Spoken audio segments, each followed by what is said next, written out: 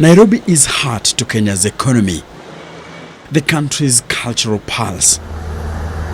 Today, the speed and scale of expansion is astonishing. And that presents a choice.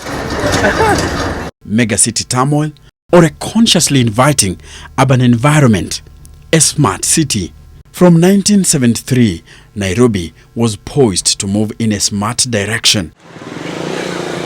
With a national park that breathes life into its jungle and draws people into the city, it was to be a booming metropolis. In an attempt to manage the chaotic forces of growth, it was to evolve from a mere political and administration center to a leading high-tech hub in the region. It was to do so through conscious urban planning. Even Nairobi was better than Singapore at that time. But today, 4 decades later, more and more Kenyans are struggling to find a decent place to live. Nairobi is a city challenged with rapid expansion, a city striving for success in a crowded 21st century. But with the government spending billions to help, why are so many left behind? Gava ikiambiwa si waame, si ati pia ina make difference, unaona? Juu pia mali anaenda labda pia anaenda kuteseka. Most cities faced with rapid expansion and high population growth respond with urban renewal programs. Nairobi had these programs, but what happened? Many say money was going where it shouldn't. Nairobi's downtown is anything but attractive. Garbage and dirty buildings dot the city's landscape. I felt let down as a Nairobi resident. This is a sorry state. Imagine bomba zimepasuka baba. All boils down to corruption. Corruption has left the city fragile, constantly on the edge and overcrowded. It is a human-induced crisis. It is a matter of poverty, politics and profit. From 74, yeah. Yusuf Washira, a veteran photographer, never imagined that the search for a low-income house would lead him here, Kitengela, Rhino charges, an upscale urban center in Kajiado County. For him, owning a house was a dream come true. We have come here because Washira was among the first ordinary working-class Kenyans who dreamt of owning a home in Kenya's capital. But prevailing situations pushed him far away from the city. When I tell my children this used to be like this one used to be like that, I think Mzee is telling lies or joking. As he enjoys the comfort of his home in Kitengela, he remembers with nostalgia the days when Nairobi was the envy of many African countries. Nairobi City Council was trimming the hedges, the entire Woodley, you know it, all the way to the rugby, the rugby pitches there next door. They were trimming, and they would clean the trenches, and they would spray all these doo-doo insecticides. Yeah, it was happening.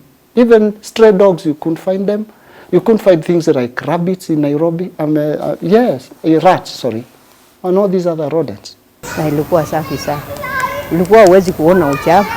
But it appears I'm getting ahead of myself. To understand what took us to Kitengela, we have to turn back the clock to 1983. The Ministry of Local Government launched an investigation into the affairs at City Hall. Nathan Kahara was the man the task force wanted to call to account. Flash photography was introduced to heighten the spectacle. In 2000, a different approach was taken for a new investigation over a new financial meltdown in the city. Former local government minister Joseph Kamotho constituted a 14-member committee to look into the council's books. The green city in the sun was ailing once again. Things were very orderly. But it seems that over a period of time, especially after independence, we transformed into maybe not enforcing rules and regulations. How did it all go so wrong? The key trigger of the city's collapsed plans was the mismanagement of the city's housing projects and corruption. The regime which came out after Kenyatta, all those people wanted to make sure that they also want to grab each, they want to be rich in a second. In an era where land grabbing was rampant, lack of accountability made things worse. Officials of the then city authority and the national government embarked on a looting spree. Service delivery to the city dwellers was affected. Water dried up in the taps. Projects collapsed, and garbage collection was no longer a priority. The green city in the sun was down on its knees. Na hata siku hizi tunaita city under the dam. Kwa sababu imejaa vitu vingi, matope yamejaa, uchafu umetupwa ovyo. A report presented to local government minister Joseph Kamotho by a 14-member team led by John Bogwa in 1999 unearthed massive corruption inside the city gates. 3 cabinet ministers, the mayor and his deputy, chief officers and councillors were all at the heart of a gravy train that was fleecing the council.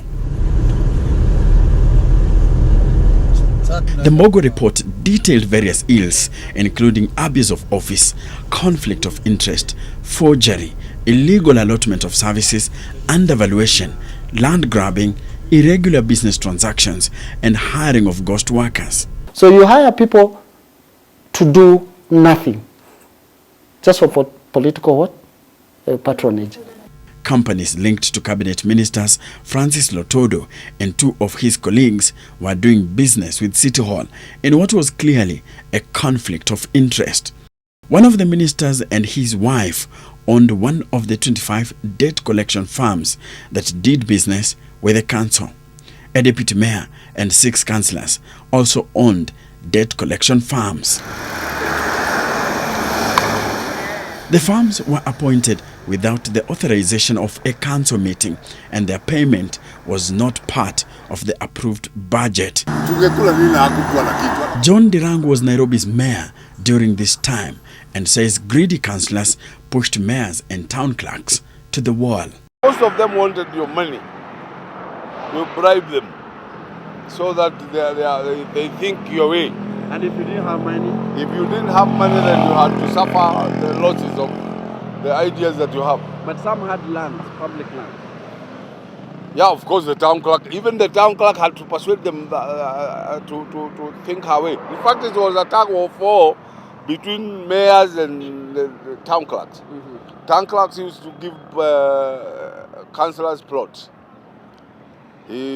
Because they were the ones who in that position to allocate plots. They used to get plots from the town clerk. So you as a mayor, you are helpless. You have to talk to them and persuade them your way. Mm-hmm. Yeah. So there was that is why most mayors never went more than 1 term. Thank you. Another minister in President Moi's government was accused of unduly influencing the appointment of his insurance company as an agent of City Hall. Between 1997 and 1999, it received an excess payment of 31 million shillings for the premiums it had sold. The minister was further accused of dishing out council houses and plots meant for the construction of public utilities. during your time as the mayor, there was a report that was released, and in this report, 3 cabinet ministers were adversely mentioned for having engineered the looting of public properties at the city that belong to the city council. How well are you versed with this report? It is very true, because the only person I know who didn't touch anything at the council as a cabinet minister was the late J.J. Kamotho, who is accused of sacking the officers during my time. And why he sacked them, he said it's due to public demand. When you are talking about graft related to tenders, this is not just people in the city hall getting tenders.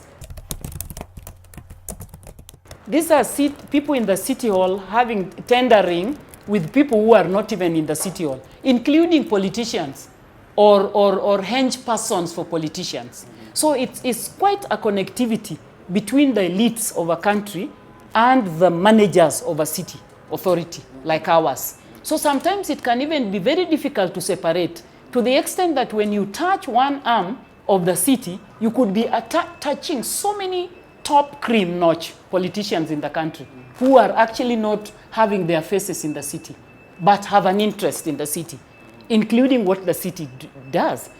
A former mayor was accused of inflating the rent of a council house in Feather Estate to 80,000 shillings, up from 25,000 shillings.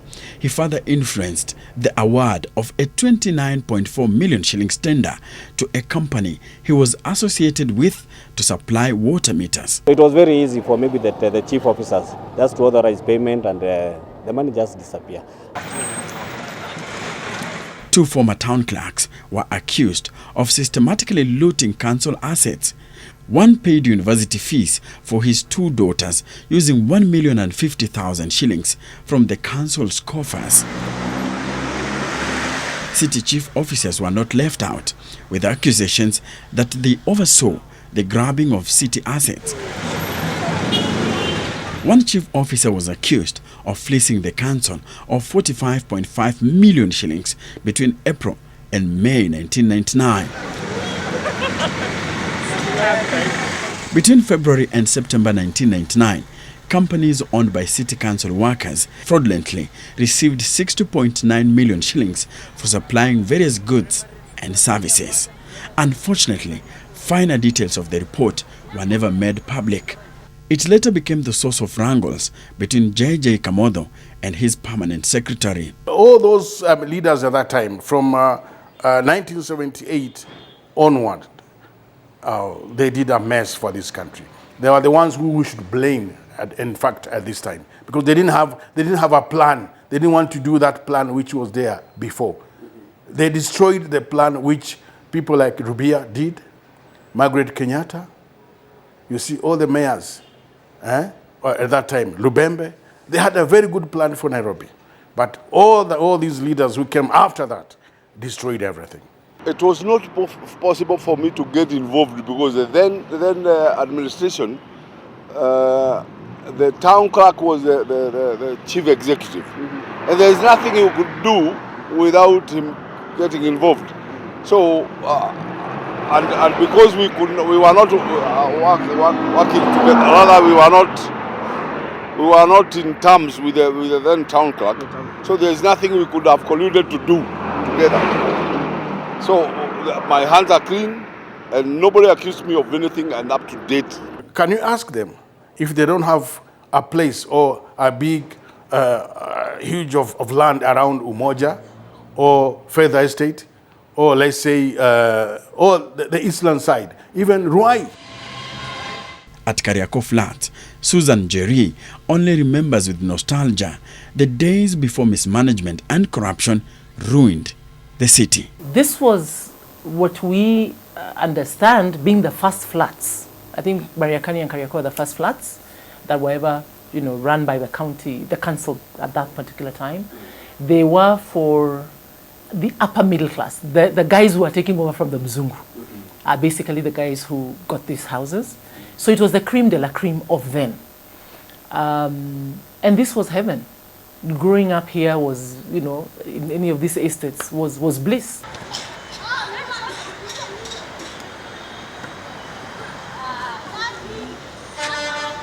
Now, this is one of the estates that many residents of Nairobi admired and wished to live in. Decades ago, this estate was maintained and serviced by the then City Council of Nairobi. I mean, it was one of the first things, very eye-catching. As you drove on the road, you're going towards Thika Road, or if you're coming into the city. I think it was fantastic because we had flowers around the boundary. Then there was the market, which has been and still is a very big tourist attraction, one because of the curious stuff that is dealt with, and of course the leather industry. We had guys who picked dirt every single day, cleaned the staircase from top to bottom. We had the Camero truck that came and picked up garbage. We had garbage bins. And I think also what was most important is that we were children of the community. Built in the late 60s, Kariakor Estate comprises 2 and 3 bedroomed, 300 housing units made up of flats. Surrounded by plenty of open grass fields, the estate bears great similarities with council estates in the England capital of London. Kariakor became the estate of choice for many Africans who were ascending into positions of prominence in varied spheres of public life after Kenya's independence in 1963. These were trade unionists, civil servants and politicians whose astonishing tragedies and triumphs capture some of the country's most remarkable events. Kariakor's highest moment has to be its association with former US President Barack Obama, who lived here when he was in Kenya in the 1970s. Schools were close by. It was not this issue today. You have to crisscross, I don't know how many places to get your child to a good school, but there was quality service in all that you did. Again, this is a stone's throw to the city. It's the gateway to the city. So there was a lot of pride and joy being able to be ukotao na ukotao, you know, that kind of setup. Unaishitao, you know. Yeah, so yeah, that was the joy and pride of the green city in the sun. So it was one of the places that you actually saw and you envied. You envied the people who live here because look at it. Look at the flats right in the city. They're spacious. This you won't get anywhere else. There's a lot of space. I mean, then that you could walk around the estates, I mean, the first thing that grabs you is the infrastructure. There's so much space. There's a social hall where people could actually gather together. The social hall is still there. Unfortunately, more commercial than a benefit to the residents of Kariakor and Ziwani. Reason being, right now you can hear it's a church. So the council moved from what the essence of the social hall was all about. This is where people like Joa Ketch, you know, did their boxing. This is where Nairobi used to come in for their boxing, yes. We had a lot of sports. We had karate, we had badminton, we had table tennis. I mean, a lot of those guys were nurtured from, you know, this kind of backgrounds. Unfortunately, now there is no sports. That activity died. It died. The county has never taken it up, neither did the council. It's one of the things that the residents have always said, could we kindly get back the hall as a sporting facility? Today, being a Sunday, right from about 7 in the morning, it's just loudspeakers of every person in their church.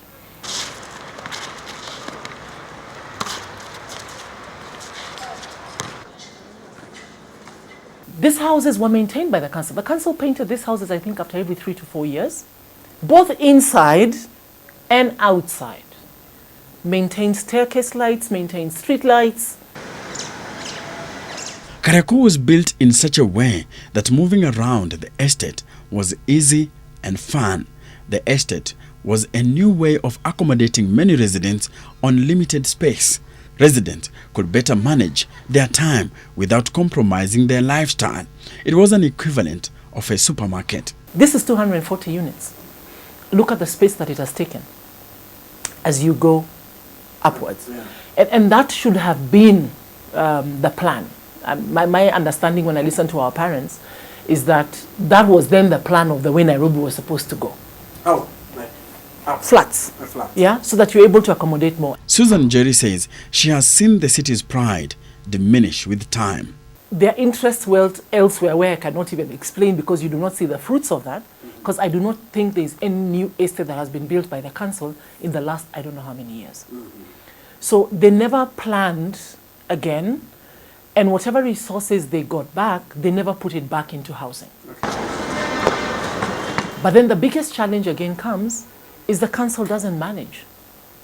It's the residents who have to get their act together.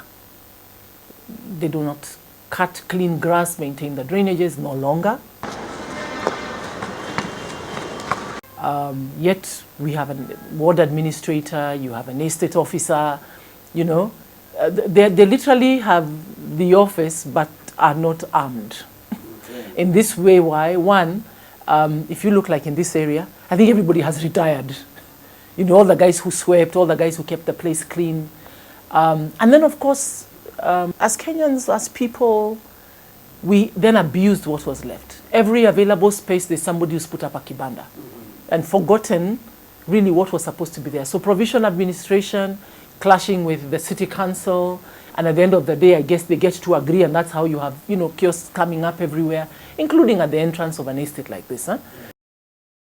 She is disappointed that those in power destroyed what defined Nairobi City, beauty. But what hurts her most is that all investigations done in the city were cosmetic, with those responsible for the mess rewarded with even more lucrative appointments. I would almost call it elite graft. It's a whole continual process of linkages